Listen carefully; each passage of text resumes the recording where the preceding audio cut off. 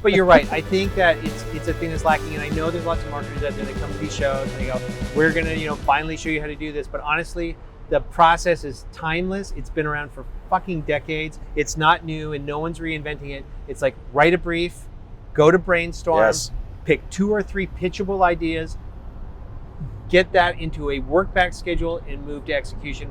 And then, depending on your reporting window, then get back to the table and see how it's doing. Right? That's it. Yeah. Welcome to the Strategy with Jason podcast. Tune in for everything you need to know to stay in the know regarding the automotive industry. Here's your host, Jason Harris. Hey, what's going on, Podcast Nation? It is Jason Harris here. Thank you for joining me another episode of Strategy with Jason. I am riding the Las Vegas Strip with the one, the only, the oh so famous, Mr. Brent Wees himself. Brent, what's up, man?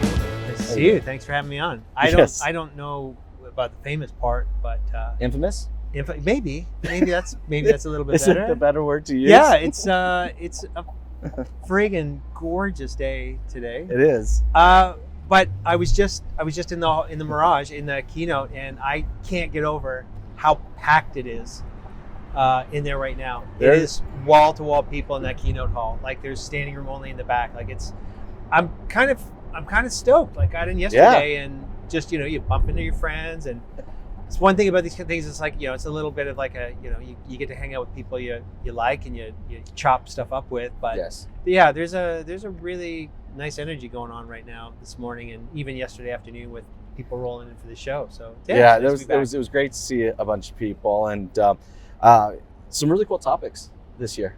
They're talking a lot. You know what it felt like? I hate to say this, but I'm gonna say it. It didn't seem like there was as much fluff. Do you get that feeling? Like I was just kind of reading through all of it. Yeah. I'm seeing what each session's about and stuff like that. Yeah. I'm like, there's less fluff than it seems like previous years. If you dig into the schedule that Alyssa and Christine from the show built, they've done a really good job. Really, the only fluff in there is probably Dana and I tomorrow at 2:00. That's going to be a fluff shit show. But other than that, fluff shit show. Yeah, it's really good. And even some of there were some things like Alyssa and I years ago wrote just something together. Alyssa from the show and I just hang out, and we became good friends from just doing the show, helping them out, speaking at it. So Alyssa and I just got together and we knock around ideas every once in a while. So I'm helping her do something on the main stage today called DVX, where we're getting like naked pitches from the dealers. It's not about who gives the best pitch or who's got the best product. It's just give us that elevator pitch you give to someone in an airport lounge or sitting on a plane when you're coming to something like this. All right. And what we're trying to do is we're trying to evoke more conversations on the expo floor between dealers and the vendors, and giving them sort of this safe space to see a snapshot of more exhibitors that we pulled them by lottery, and we put them in a running order, and we're just giving everyone an hour. I think that's cool. An hour, a minute. We're giving everyone an hour. I was in an hour. Holy cow! No. We're giving them a minute, and then we'll do a little bit of Q&A. So it's during like one of the big coffee breaks before final keynote today. So I'm looking forward to that. But back to your point, sort of go along. You're right. And the one thing too that I see is a lot more tactical stuff. A lot of tactical stuff, and there's a real deep dive on a lot of like used car strategies, pre-owned strategies, because knowing and working with people like I got to know like Tom Gregg and Mark Curcio from the Vehicle Acquisition Network that have been doing that sort of used car, looking at private vehicle acquisition, for as long as they have. And then seeing all the other players in the space really elevate their games as well. And they've got an independent dealer like Troy Spring and Tracy Myers. Troy's great. Tracy's awesome. Tracy's doing a big double session. I think that he was supposed to do in Tampa.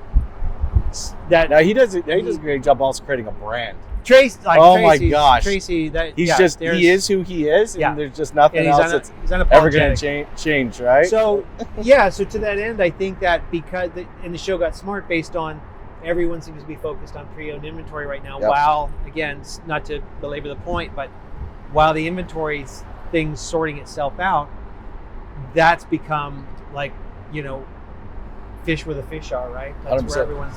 What do you think some of the more tactical things you hope dealers are going to take away from this event? I honestly would like to see them start to, and I always harp on this, and I know different people are trying to bring out different sessions and different content around it, but it's something that I was talking about a while ago, and it comes from my agency days of just, I want dealers in terms of being tactical. Yep. I want to see dealers do more formal briefing of vendors instead of the vendors like coming in. It's one of those things. A dealer will come to you and say, Yes. "Hey, Jason, we need to talk because I know you're working on this. I know you're working with this company. Who do we talk to? Because there's some things we think we need." Yeah. However, what I would like to see from more dealers is to come to the table with a formal 1 or 2 page brief of what they're looking for, what their needs are, like all of the best No, stuff, I think that's really smart. all of right? the best stuff that goes into a brief of who's a persona. It's like going to the grocery store without a list. Yeah, I do that a lot, by the way. and so and I'm buying shit a lot I don't need. and the sales teams from the vendors with their cold call, and it's stuff they have to do just like the stuff dealers have to do. But there's a lot of times that I think would serve a dealer or a dealer group better is to really learn how to write or have someone be your brief writer. And again, because if you deliver that to the vendor, I say to the vendors, be cognizant with them in what you can and can't do, and the brief will define that. Yes. Because if you're a transparent vendor and someone hands you a brief, Jason, and you're like, you know what? Nothing that I'm working on or with right now addresses what you're looking for and you need in your brief. However, I'm going to walk you into an introduction with someone I know that can do this for you, because long-term that's going to benefit you as well. 100%. Let's deep dive a little farther into the brief, because we're both from the agency world, so we completely understand what that is. Yeah. But there may be a fair amount of people out there that go, are they talking about a brief case? Yeah. Do they just show up with like a case and say this is so what I need? a brief is a document that's usually written. Usually what happens is, agency and client gets together, and the agency sort of just verbally maps out what they're looking for and what they're trying to do.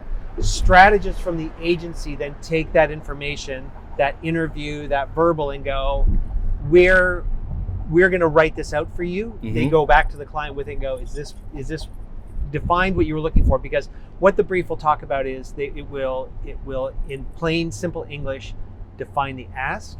Yes. It will lay out personas of audiences you want to target with a strategy or a tactic you want to bring to market. Okay, so the dealership needs to really kind of define that, because they know who their clients are and who their customer is better than anybody. If a dealership has, like, if it's a Kia dealership and they've got a strategy, a content or a paid strategy, something even omni-channel that's wrapped around souls, like say Kia Souls. Yeah. They know what that buyer persona looks like, or they should. And if they haven't done the exercise, it's just a matter of, all right, let's pull up our data and look at what those buyers look like. Because in the brief itself, it just sort of lays out a lot of really, simple, good stuff about, like, what channels do you want to be in? What sort of budgets are you playing in? What are the KPIs, the key performance indicators that you want to get out of this? That also helps that vendor. You're defining what success is actually going to look like. Yeah, as you see it. And then as you see it, and that's the key. As you see it into the vendor, and then the vendor can work with you to start to tighten it up. Yep. Going, you know what, 95% of this brief is like fantastic. Yep. Maybe we should combine 15 or 20 minutes on this one section, mm-hmm. and then say, all right, we've got this. Because when I write a brief for my clients and we work on something, or I'm bringing an idea to the table, I bring it in the form of a brief, but I bring it with the clients, and then we collaboratively get it tight. We agree on it as a group. And then that way, if we're in the middle of production or buying media or getting it to market, that way if someone halfway through the process goes, well, wait a minute, what if we add this? It's a framework. wrinkle? It's fitting within a space. It's a framework, but it also allows you to kind of go back to it in case stakeholders, either on the dealership side or the client or the vendor side, go, well, what if we just add this extra wrinkle? It's out of scope. But then you go, no, let's just stick to the brief, and then we'll take that idea and bring it into the next iteration of the tactics or the strategies.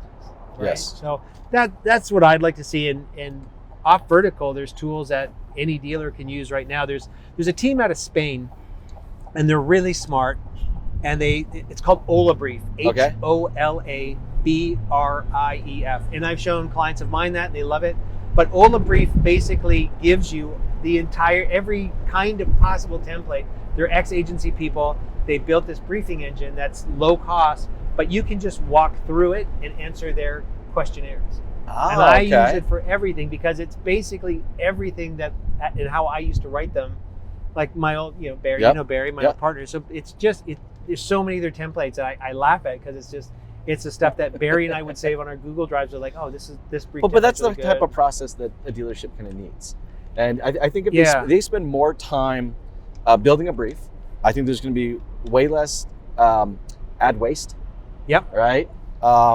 You're more efficient to get to market. More efficient, yeah. Time wise, it's going to be way faster. You're not throwing something out there and go, oh no, that wasn't right. Let's go ahead and change it. Real quick. It keeps you from scope creep during the process of it. Yes, right? Which is huge. And it keeps everyone kind of accountable. Like right now, not even kind of accountable. It should keep everyone accountable. Because based on that, right, if the brief gets approved, you can move to a brainstorm, or you hand that to your agency, and your agency or your vendor goes away and goes, this is what we want to do. This is the execution schedule or the work back plan against this idea. Like, because they should go back to the dealer. The brief is delivered. The vendor or the agency comes back and goes, great. We brainstormed a ton about this brief. Here's 2 or 3 options we can go to market with. Client, dealer goes, option 2 is fantastic. Let's move with that. Let's go with that one. And what should also be presented, so the vendors that are watching this, is when you present the ideas back, you also give them a day-by-day, minute-by-minute work back schedule for when and how it goes, with some wiggle room for, you always give a 20% wiggle room for, because you never know if something has to be programmed, something needs to be bought, like whatever it could be. You always give yourself some buffer in your work back schedules, but put a schedule on the map. All of this makes all that accountable. Then we're going really fast. I had to. Look at us, Vegas. Look at us go. But it seems like every other vertical does this. It's funny because I'm actually kind of going through this process right now. I bought a house and we hire a contractor and we're remodeling it. Okay. Well, guess what? The contractor doesn't just show up one day and start bashing down walls and moving cabinets and stuff like that. No, the architect comes out. We all sit down. We go over the plans and drawings, right? And myself, the architect, and the contractor, we all agree this is the direction that we're going to head towards. Nothing starts without complete agreement. If I make a change, I make a change. Yeah. If he doesn't, follow through and move the window where the window is supposed to be, like, it was all there and documented. Fucking Rich Little is still alive. Sorry to deviate, but he's at Tropicana. That guy's got to be like 130 years old. At least. He's got to be. He's amazing, but that's amazing. Like, it's just sort of every once in a while I walk by a sign squirrel and go, that's automotive business. Sorry, automotive. But you're right. I think that it's a thing that's lacking, and I know there's lots of marketers out there that come to these shows and they go, we're gonna finally show you how to do this. But honestly, the process is timeless. It's been around for fucking decades. It's not new, and no one's reinventing it. It's like, write a brief, go to brainstorm, pick 2 or 3 pitchable ideas, get that into a work back schedule, and move to execution. And then, depending on your reporting window, then get back to the table and see how it's doing. Right? That's it. Yeah. Like, this isn't rocket science. It's nothing new. You don't need, crowds and hordes of people to figure this out for you. The brief alone is a very quiet process. But so for the dealers out there who watch this, or even the vendors that watch this, it is a really great tool. And like I said, the very small team out of Spain that's built Ola Brief is smart. I'm and they're ex-agency people. Yeah, there you go. And they give you templates for just about anything you could think of. So I love the tool. And when I'm at a show like this, I always like sharing the little hacks I use to either automate stuff. Well, I'm totally gonna make stuff. Yeah, it's a fantastic product. And I was sitting with them. They actually asked me to come on because they see that I'm using it with clients, and I've shared old templates with them. So I have no piece of this. I'm only promoting because I just think they're so smart. Well, it's all about optimization. Yeah. And I kind of feel like I would rather pump somebody else's tires that's doing good work, right? Yeah, I'm looking at a lot of the sessions and stuff like that, and it does kind of seem to be this underlying theme of everything around just optimizing. It's no longer easy buttons. I was looking through where all the vendors are, the vendor hall and stuff like that, and I don't see as many like quick, easy button widget companies as I used to. You remember? Yeah, remember that was really big for a while. Right? I wonder out loud too, and this, what I mean. I don't know if it'll come across as a shitty thing to say, but none of this stuff works if you don't actually take the time to adopt it on 100%. Either side of the table. And I'm not talking just pointing the finger at the dealers going, well, they never adopt stuff. They just sign paper. They get it installed in their dealerships, or they get their staff trained up, and then they have turnover. They have people not using it. Yep. But it's also like there's just some sort of responsibility for vendors too to be clear about how much time and energy is going to be needed into ensuring the success of it based on the people that have to use it. And I think there's times at the shows too where, salespeople are good at what they do because they sell, right? And it's about getting people excited about what it can do while we glaze over, the middle parts. It's like, what was that fucking South Park episode with the gnomes and the business plan, right? Like step 1, do product. There's no step 2, step 3, profit or whatever, right? Yes. There's just this gap. Just big monster gap right there. There's And, nothing in there. In the SmackDown session I did it in Tampa and we're doing it here. It's just, we're going to do this running thing at the show now moving forward. But one of the things we came out of in Tampa, which was interesting because I do challenges for the dealers where I just, pick some vendors and we have a little bit of fun. But the last one we did in Tampa, that's what we talked about in our takeaways of the session was vendors, make sure your salespeople are all on the exact same linear page of not just the sizzle, but all of the other things that are going to go into making this successful at your dealership, and not just the tech or the service model or whatever that is. You've got to have that because I think the dealers already understand their own hurdles of trying to get people to do stuff. Yes, right? I agree. So if we're in trying to find those products too that allows execution is the hardest part, right? Yeah, execution is the hardest part. And if we can find that, if there's that perfect marriage of allowing dealership staff to have products that free them up to do the things they really love, regardless of what that is, because maybe someone really loves doing paperwork and they don't like dealing with customers. If there's other things we can give them, automate for them, build for them, service for them from as a vendor can, that allows them to really embrace the stuff that makes them just an absolute asset for that store. That's also something you want to look at too. It's not like we're going to shove everyone into using this the way it needs to be used. It's like, let's find those product champions in our dealership and not maybe hope that one day we'll have 100% adoption of software, because inside a dealership it just won't happen. It's something I've been seeing, or in any organization, even outside of automotive. Something I've been seeing recently. I'm curious to see if you've been seeing the same thing. Is for many years, me and you would talk about like ad waste, right? Where it's just redundancy. You're like you're spending money here, but it's the same message it is over here, and we're just wasting money. Okay. I'm seeing now what I call like product waste, where like you'll have a dealership will have like 3 or 4 products in the dealership, and these 3 or 4 products, well, 3 of them can all do the exact same thing if they really needed to. So like 3 of them could all send a text message to the customer.